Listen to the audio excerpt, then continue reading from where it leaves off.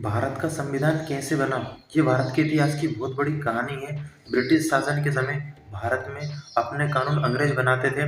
भारतीय नेताओं को लगता था कि देश को अपने लोगों के द्वारा बनाया गया संविधान होना चाहिए। इसीलिए 1934 में पहली बार एम.एन. रॉय ने संविधान सभा का विचार किया था। बाद में महात्मा गांधी और जवाहरलाल नेहरू जैसे नेताओं ने भी इसका समर्थन किया था। संविधान सभा का गठन पहली बार 1946 में हुआ था।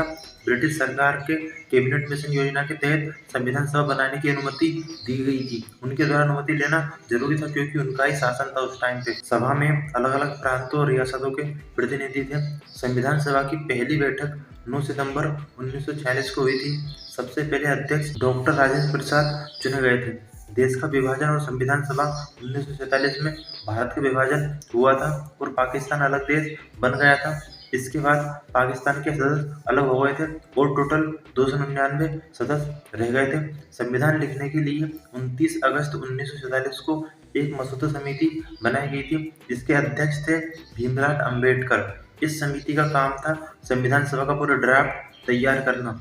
भारतीय संविधान बनाने में लगभग 2 साल 11 महीने 18 दिन लगे थे, जो कि बहुत लंबे समय था। कुल 11 सत्र हुए थे। लगभग 165 दिन की बहस हुई थी। संविधान सभा कई देशों के संविधान से प्रेरित था, जैसे ब्रिटेन, अमेरिका, कनाडा, आयरलैंड। संविधान सभा ने 26 नवंबर 1949 को संविधान को अपना लिया, लेकिन इसे लागू किया गया 26 जनवरी 1950 को। 26 जनवरी इसलिए चुना गया क्योंकि इसी दिन पूर्ण स्वराज घोषणा की घोषित हुई थी। संविधान सभा लागू होने के बाद 26 जनवरी 1950 को भारत एक गणराज्य बन गया था और बाद में डॉक्टर राजेंद्र प्रसाद भारत के पहले राष्ट्रपति बने। ब्रिटिश शासन पूरी तरह समाप्त हो गया था। भारतीय संविधान की खास बातें जैसे कि दुनिया का सबसे बड़ा लिखित संविधान अपने देश भारत का ही है। शुरुआत में 395 अनुच्छेद, 8 अनुसूचियां, इसमें कई सारे संशोधन हो चुके हैं। संविधान सभा की कुछ महत्वपूर्ण विशेषताएं जैसे कि अम्बेडकर को संविधान का पिता क्यों कहा जाता है? भीमराव अम्बेडकर को भारत के संविधान का पिता इसलिए कहा जाता है क्योंकि संविधान बनाने में उनका बड़ा निर्णायक योगदान था, सबसे ज्यादा था।